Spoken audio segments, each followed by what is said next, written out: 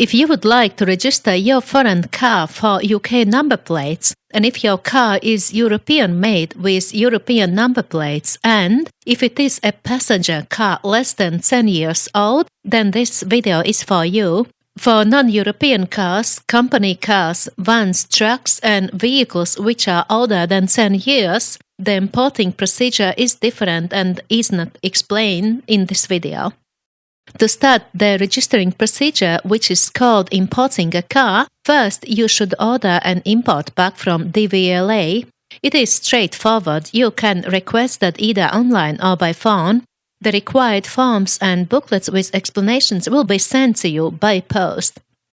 You have to notify HMRC that you are going to import a car. The best way is to use HMRC online services. If you are not already registered, then you will need to do so.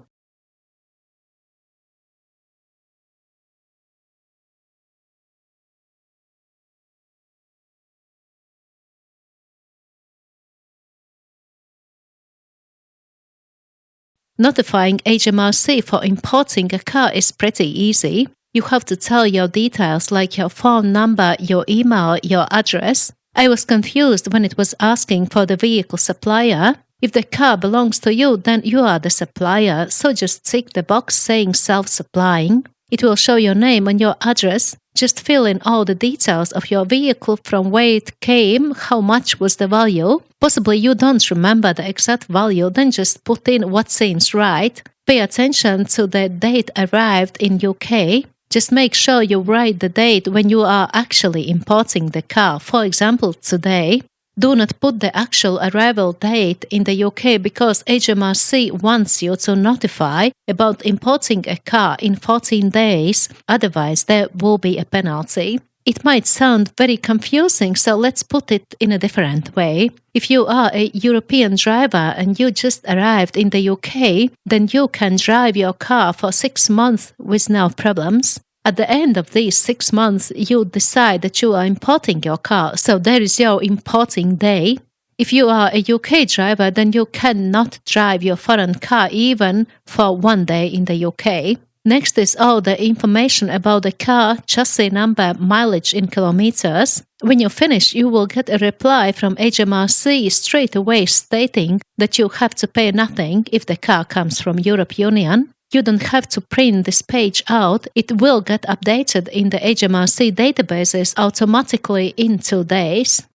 If you are a UK driver, then hopefully you have your no-claim bonus or NCB. If you are a European driver, then you have to make sure that your no-claim bonuses will be transferred to the UK because it might take some time.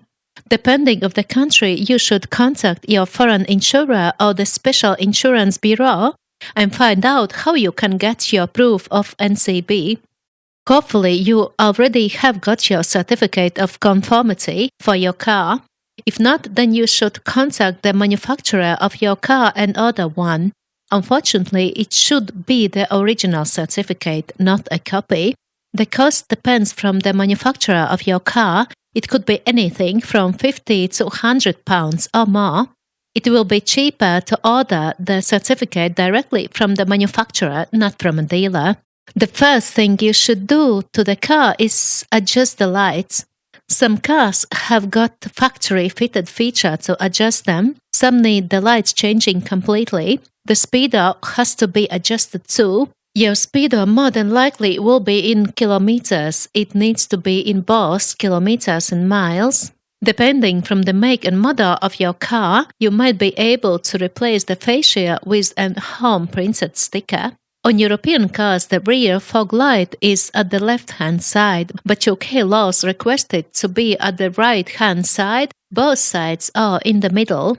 Some cars have got the fog lights at both sides, but the rest will have either to replace the lighting units with totally new sets or do like I did, buy on eBay a cheap brake light and stick it in the middle.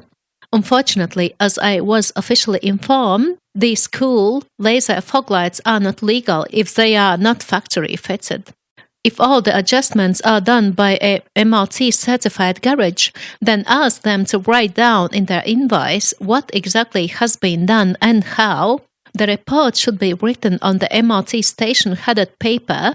There should be stated the MOT station number, date, your car chassis number, make and model. If the amendments have not been done by MOT certified garage, then you can ask the MOT station where you are passing your MOT to issue a proof of the amendments.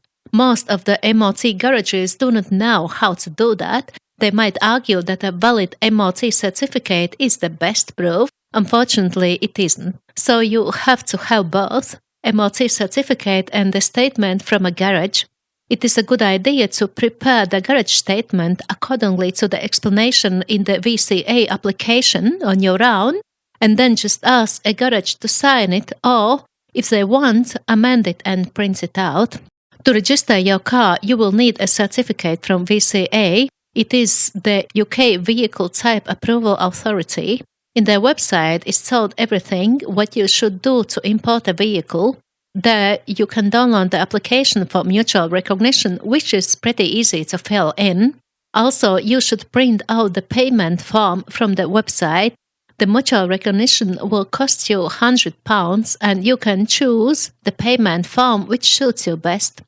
When you've got all your paperwork done, the application, the payment, the certificate of conformity and the garage evidence, what changes have been done to your car, you are ready to send it all away to VCA for approval. It is better to send it by special delivery.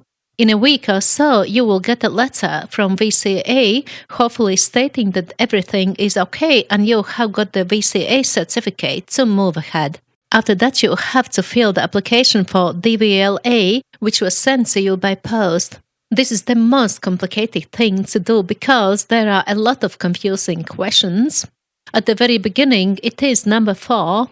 It asks to write down the registration fee and the tax payable. The registration fee is £55, so you just tick the box, but next it says tax payable, which means the road tax. Write there the appropriate amount, which you have to find out yourself. For my car, it was 20.